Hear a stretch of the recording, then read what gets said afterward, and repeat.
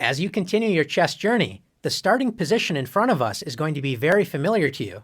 But how often do you think about the board without any pieces? When you take a look at a blank chessboard, what comes to mind for you? Do you consider it a canvas with unlimited potential, the beauty just waiting to be discovered? Or perhaps you see 64 squares, 32 light and 32 dark. It's very important to become familiar with the chessboard. Specifically, the chessboard looks flat, and all the squares appear the same, but not all squares are created equally.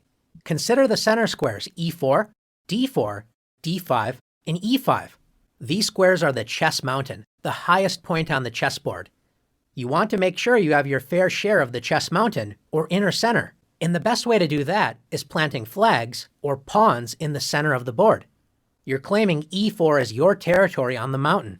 Black will often play E5, doing the same thing.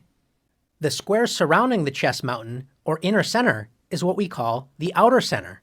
You can consider the outer center as the chess hill, not as high as the chess mountain, but still elevated above all the other squares.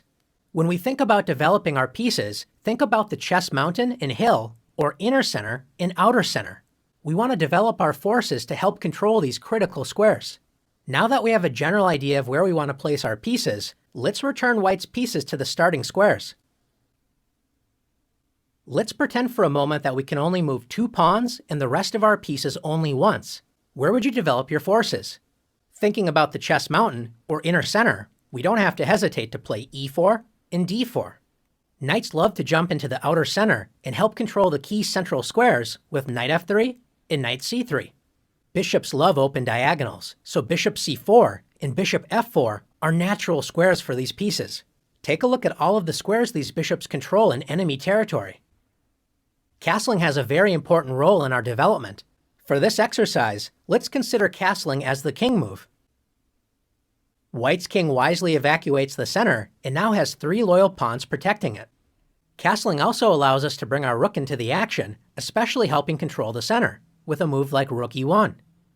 Now we only have our queen and rook on A1 to move. White's queen can be well placed on E2 or D2. Let's move the queen to D2. Now White's rooks are connected, and White's queen backs up the dark squared bishop, supercharging that diagonal. Finally, we would complete our development with rook A to D1.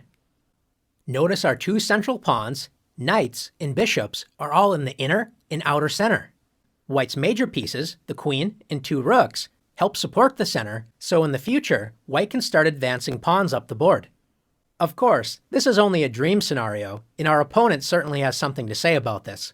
So what does the position look like when both sides are following this strategy, activating their pieces and controlling these key squares? Let's take a look. This is a very typical opening position, and notice the balance of the forces. Both sides have pawns in the inner center, controlling their fair share of space. Both sides have castled their king to safety, and the knights and bishops are all controlling key squares in the center. With all this in mind, let's have some fun and see development in action. How important is it to develop our pieces to safe, active squares where they work together in harmony? When one side follows this advice and the other side ignores it, we'll soon find an answer. After E4, E5, knight F3, White combines development with attack. Black's most popular and flexible move is knight C6, developing a piece toward the center and protecting the E5 pawn. Instead, Black plays D6. Is this a good move for Black? It depends on which bishop you ask.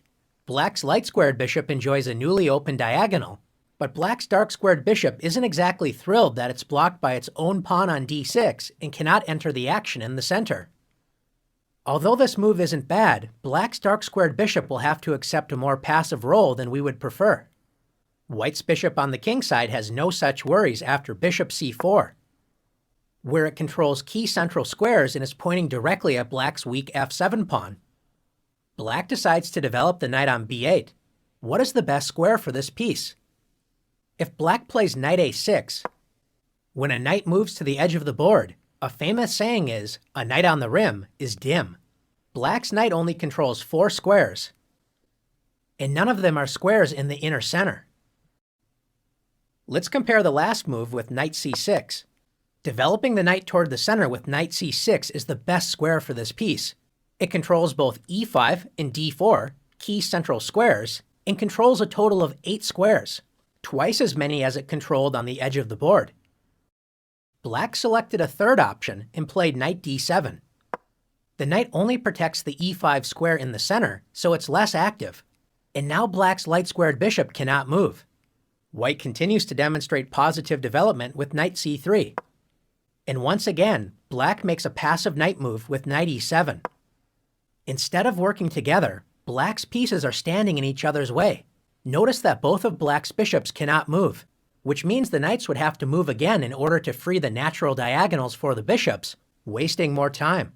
Time is not on Black's side, and White punishes Black's poor development immediately with knight g5.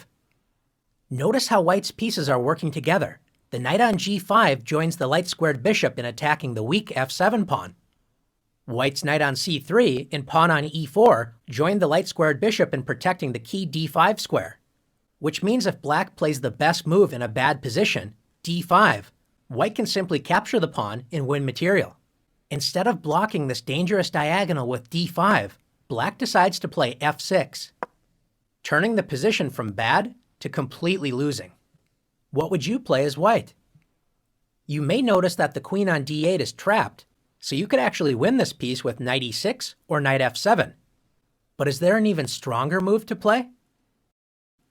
If you found bishop f7, checkmate. Great job. The king cannot capture the bishop as it's protected by the knight on g5.